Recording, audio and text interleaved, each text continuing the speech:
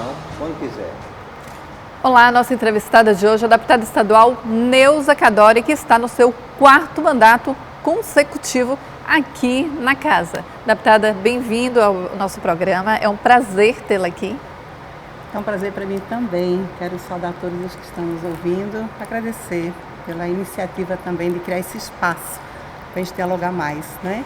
Deputada, vamos iniciar aqui o nosso programa falando um pouco a respeito da sua história de vida, né? A senhora mora aqui na Bahia, é deputada estadual eleita pela 4ª vez consecutiva, já foi prefeita também aqui no estado da Bahia, mas a senhora nasceu em Santa Catarina, não é isso? Chegou aqui quando? Foi em 1984, foi isso? Eu cheguei em 84, né? Eu sempre falo que é um privilégio muito grande essa oportunidade de ter vindo para cá e acabei ficando, né? Hoje, mais da metade da minha vida na Bahia. Fui prefeita de Pintadas por 8 anos e depois, dando seguimento a essa caminhada política, a gente veio para cá e estamos no 4º mandato. Deputada, qual a experiência que a senhora trouxe de lá de Pintadas para aqui, para o Parlamento baiano? Então, eu vim num projeto como missionária leiga, um trabalho social ligado à igreja, e não tinha essa pretensão de ir para a política. Foi a luta do dia a dia, foi o contato com as lutas da população, com os grupos organizados, que acabaram levando a gente para o processo político. Eu aprendi muito, né? Eu aprendi que a política é cuidar de gente. A política é a gente ser também um instrumento para fortalecer as lutas por direitos, por demandas da comunidade. E foi nesse entendimento que, mesmo hesitando no primeiro momento, eu topei, né, esse desafio de vir para o Parlamento baiano. Qual foi o maior desafio em estar à frente de uma gestão de uma cidade, né? O município é pequeno, mas é uma gestão, então a responsabilidade é muito grande, né, deputada? Eu gosto muito da política. Eu acho que a política é uma tarefa extremamente importante, não pelo status, mas pelo que a gente pode fazer. Eu diria que o grande desafio é a gente, diante de tantas demandas, né, município pequeno, município de semiárido com 10 mil habitantes, e com demandas de toda a ordem, e a gente, com pouco recurso, está fazendo essa gestão e tentando dar o melhor, né? E acredito que é envolvendo a comunidade que a gente vai conseguindo enxergar quais são as verdadeiras prioridades. Eu acho que eu aprendi muito da importância da participação popular. Deputada, a senhora estava lá, foi prefeita durante 8 anos, a senhora já está no seu 4º mandato consecutivo, prefeita executa aqui, o parlamentar legisla e fiscaliza o executivo. A senhora sentiu um pouco de diferença? Qual foi a maior diferença? Qual o impacto que a senhora sentiu quando chegou aqui no parlamento? Eu acho que a experiência de ter passado por uma função de gestão pública ajuda muito, né? Porque o desafio de estar aqui é a gente se relacionar com 60, 80, 90 municípios, né? Então, acho que essa experiência de ter passado pela prefeitura de um pequeno município, ela deu experiência para que a gente possa também estar entendendo os processos, né? Como você disse, aqui a gente tem a função legislativa, mas a gente também busca levar políticas públicas, dialogar com o governo, né? Colaborar para a construção desse processo que é bem complexo. Então, eu acredito que a gente vive um aprendizado permanente, né? Mas aqui também é um espaço novo de acúmulo de experiência pessoal e contribuição para quem está lá na ponta, para quem está lá na base. Deputado, vários parlamentares que chegam aqui no plenário, aqui neste local onde a gente está batendo um papo, no nosso programa Projeto de Lei, eles dizem que se volta mais aqui na casa o projeto do Executivo do que do próprio Legislativo. Qual a opinião da senhora sobre isso, já que a senhora já está há 4 mandatos consecutivos aqui na casa?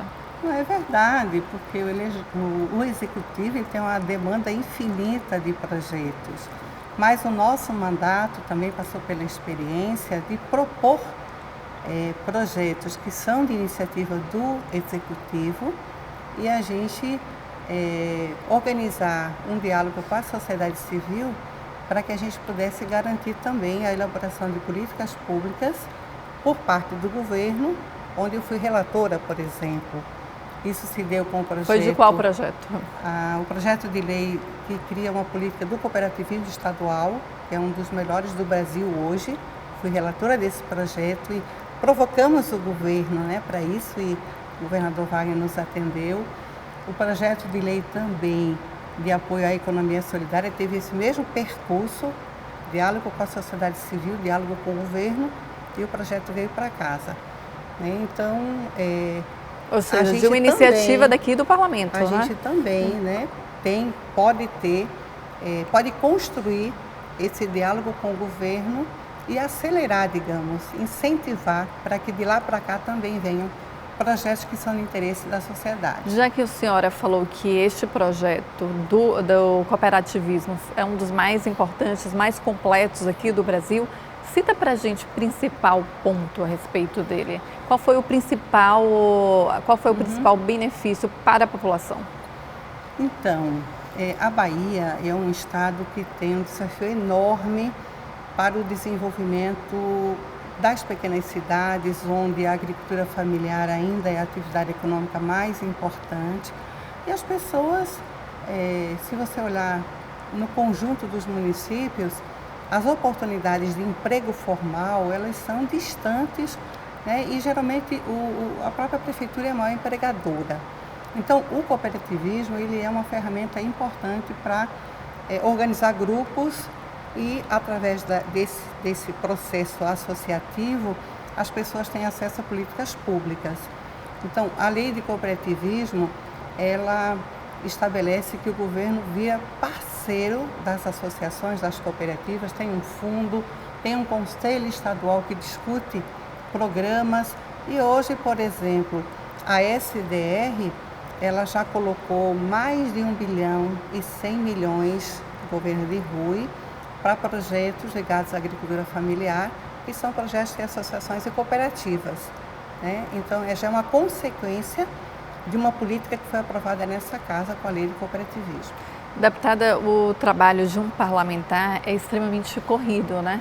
Vocês chegam aqui, por exemplo, 9 horas da manhã, já tem pessoas para atender, tem as comissões, tem o plenário onde a gente está aqui da casa.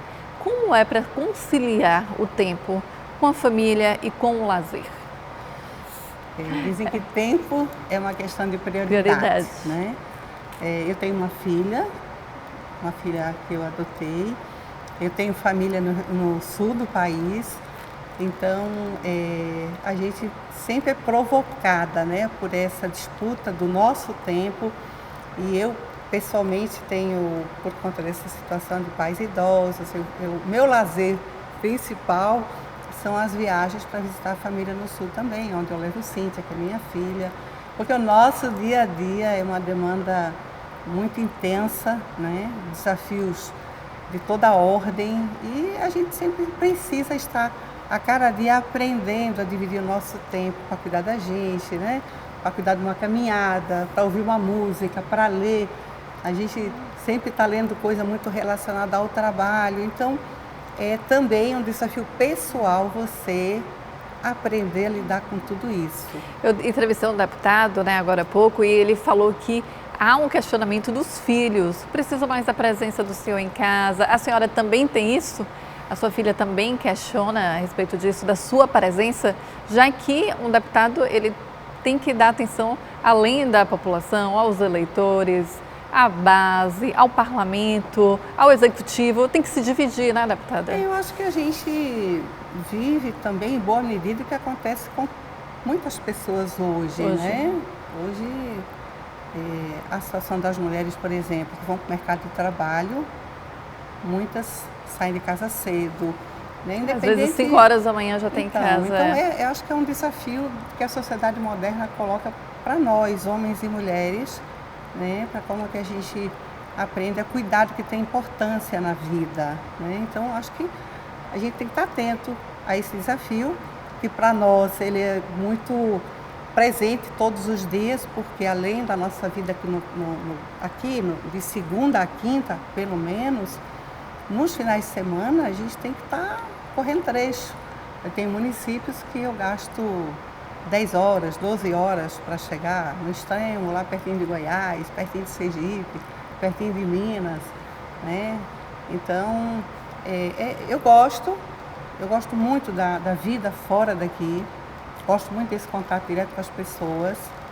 Eu acho que a gente aprende muito com as pessoas, né? Com pessoas anônimas, com pessoas que fazem política mesmo sem mandato, mesmo sem ter um cargo, mas que estão batalhando para melhorar a vida das pessoas, né? Mas minha filha cobra sim, e é bom que cobre, né? Eu acho que a família também nos ajuda a ter um pouco mais de centralidade, né? E assim, arrumar espaço também para isso. Mas é um desafio, todo mundo sabe que homens e mulheres hoje, né, estão, quem sabe, até reaprendendo o valor da relação, certo? Então a gente já que também... resta tão pouco tempo, né, deputada, Exato. administrar o tempo. Já que a senhora falou a respeito das mulheres, qual a opinião da senhora em relação às mulheres na política? Dos 63 deputados que nós temos aqui na casa, são apenas 10 parlamentares. Por que a senhora acha que este número ainda é tímido? Então, deixa eu te dar outro dado, que outro dia eu estava pesquisando e eu fiquei muito surpresa. Na eleição de 2016, nós tivemos pouco mais de 1.000 municípios onde a gente não teve uma mulher eleita para ser vereadora. E outros 2.000 municípios tiveram apenas uma mulher. Nós temos 5.000 e poucos municípios. Então, a presença da mulher na política, ela ainda deixa muito a desejar. Falta estímulo, deputada? O que a senhora acha? Falta estímulo de toda ordem, né? Os partidos não dão prioridade a isso. E digo isso porque você dificilmente vê o quanto é desigual a indicação de mulheres para o cargo de primeiro escalão em relação aos homens. Nós que disputamos, a gente percebe assim, na hora da disputa, os homens não entendem, né, que precisam também abrir espaço para as mulheres. Então, as mulheres que chegam, elas são acotoveladas, né? Depois tem toda essa questão da mulher, as atribuições que a sociedade acha que são só nossas, o trabalho dentro de casa, o cuidado, né, o cuidado com a família. Tem uma série de desafios, mas eu percebo também que é importante o incentivo. Eu faço isso, parte do meu esforço como parlamentar é também direcionado para garantir mais participação das mulheres e participação na política. Ano que vem a gente tem eleição, a gente já está de olho, incentivando, né? No próximo ano a gente tem o desafio a mais, porque a lei está sendo mais rigorosa, mulher não pode ser laranja, né? A gente tem que superar isso. As mulheres precisam estar nos espaços de poder, até para garantir o enfrentamento de muitos desafios que hoje não são enfrentados. Assim, a senhora falou a respeito que gosta deste contato direto com a população, falou também sobre os desafios. Em relação, deputada, à primeira campanha da senhora e essa campanha recente, que agora em 2018, qual foi a diferença que a senhora viu? Já que o país está em crise, há muito questionamento com a classe política, a senhora sentiu alguma dificuldade? As pessoas questionavam mais, cobravam mais? Cada eleição é um momento de muita prova, né? E a gente sentiu, claro, infelizmente, né, esse prejuízo grande que foi causado à sociedade brasileira, e aí eu culpo a grande mídia também por essa desconstrução da política, quando a política é uma coisa essencial, estruturante da vida das pessoas.